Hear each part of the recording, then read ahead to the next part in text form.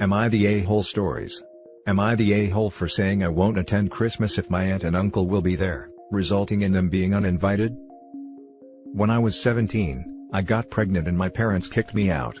My aunt and uncle offered me their guest room, but after a few weeks, they sat me down and said they wanted my baby.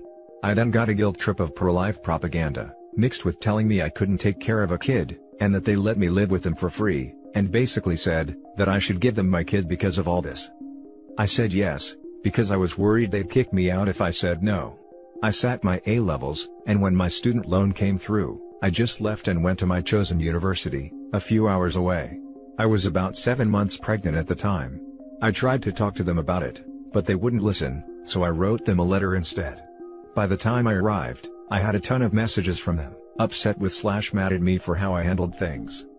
I got a job, gave birth, and ended up delaying university, but I ultimately got my degree, and my daughter and I came out the other side of it. I went straight from university to a career, all based in this town a few hours from my hometown. In this time, I had in-person contact with my younger siblings, who have met my daughter, but this has only been a couple of times a year, and I have fairly regular phone calls with my grandparents, who have never met my daughter in person. I went back to my hometown once, 3 years ago, for my father's funeral, without my daughter, and I ended up getting into drama with both my mother and my aunt/uncle, and I've not been back since, despite my siblings and grandparents encouraging me to come. My daughter is turning 7 this month. Nan said that I have to come see them this Christmas. I hesitated, and Nan asked what the issue is. I explained that I was worried I'd run into my mother, uncle, or aunt. Nan said that Mom hasn't been invited to Christmas since she kicked me out, and that if my aunt and uncle were an issue, she'd uninvite them, too, as she wants to see both me and my daughter at Christmas. I said if that's how she feels then I'll do my best for us to be there. However, in the few days since that phone call with Nan, all hell has broken loose. My aunt and uncle have contacted me and said that I'm a being petty vindictive witch for getting them uninvited from Christmas, and my cousin, their daughter, sides with them saying I'm being a C for being upset with them nearly 8 years later, and using my daughter's status as the only great-grandchild and the only relative my grandparents have never met, as a bargaining chip to get my way.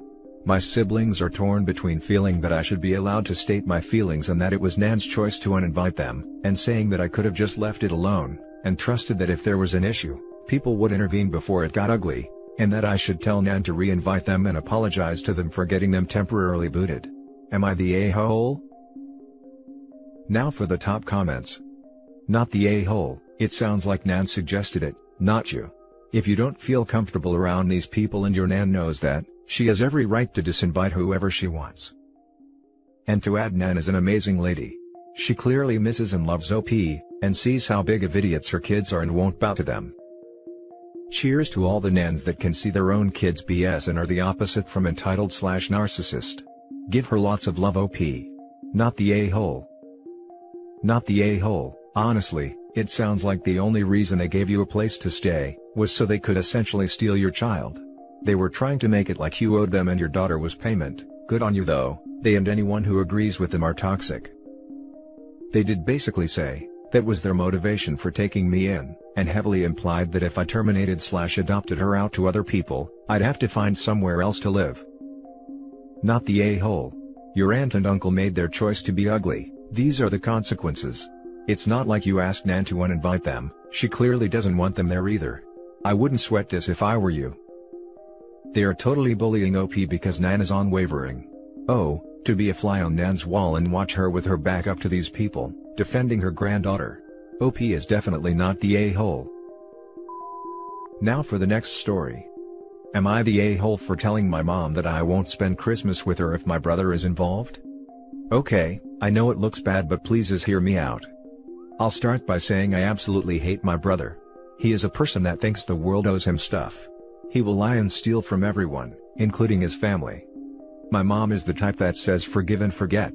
No matter what he does, she always winds up forgiving him within a few months. Then he repeats himself.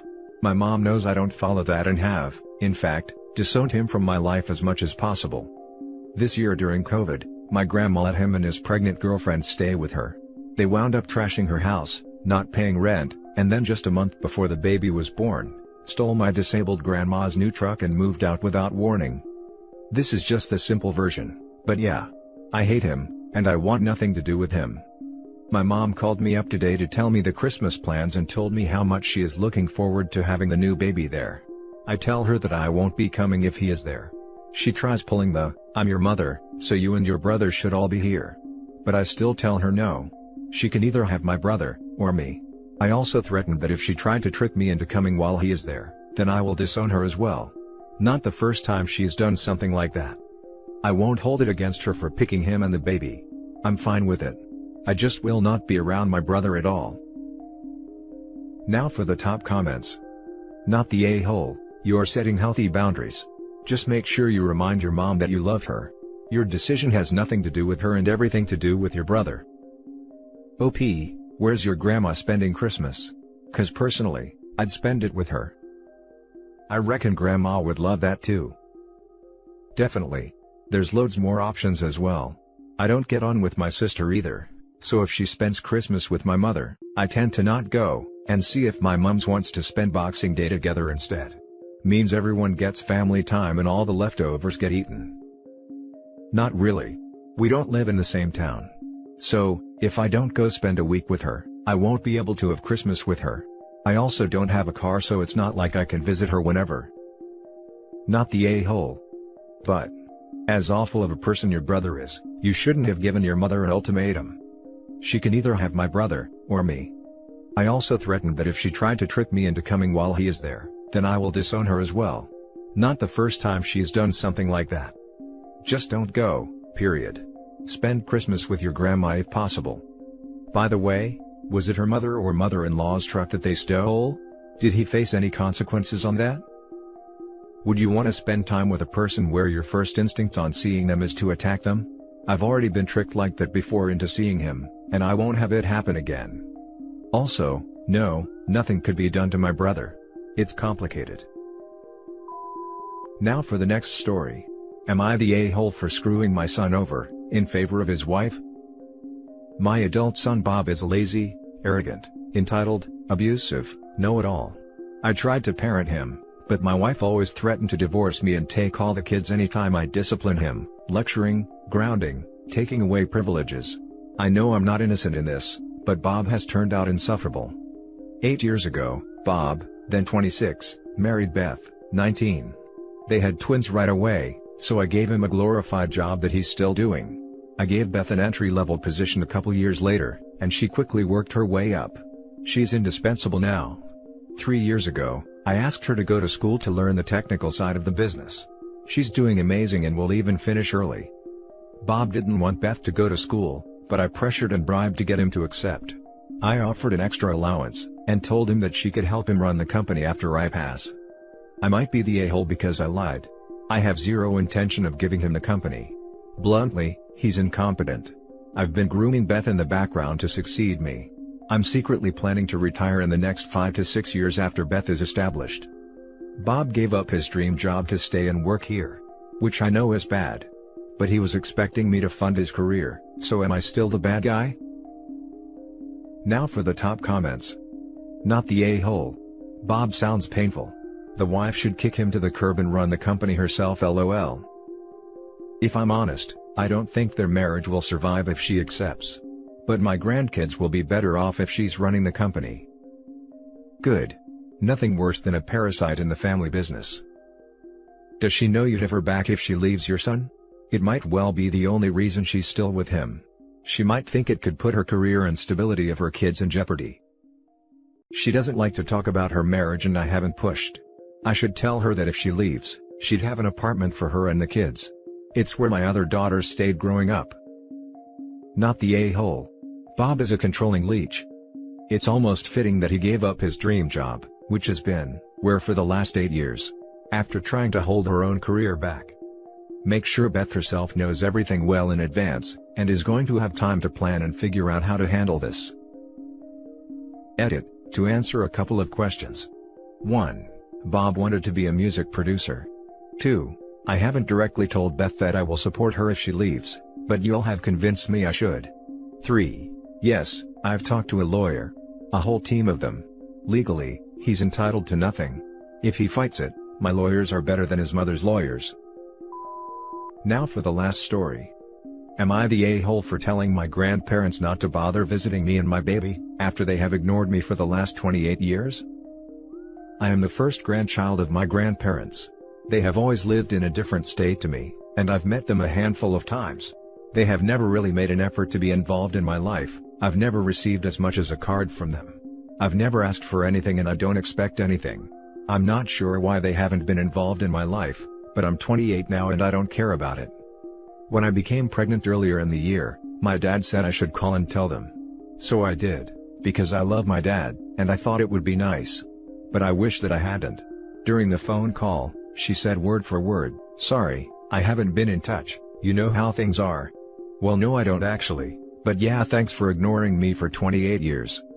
When my son was born, and I announced it, I got a message from my grandmother. It said congratulations etc. She complained about her hip and said they would come and visit, as soon as possible. I basically grey-rocked her, and said that it wasn't necessary.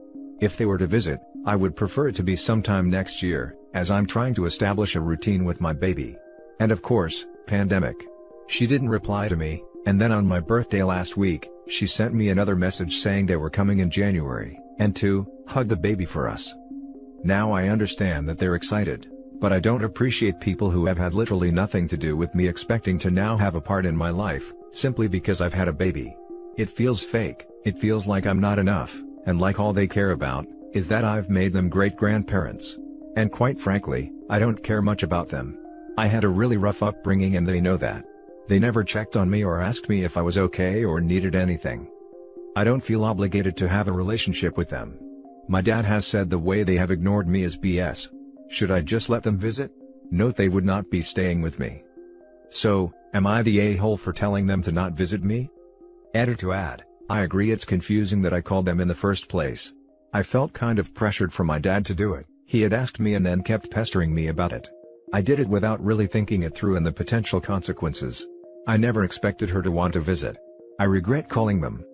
I have 2 younger siblings from my dad's remarriage. They have gotten slightly more attention than me growing up. If they came to visit, they would have the opportunity to see them as well.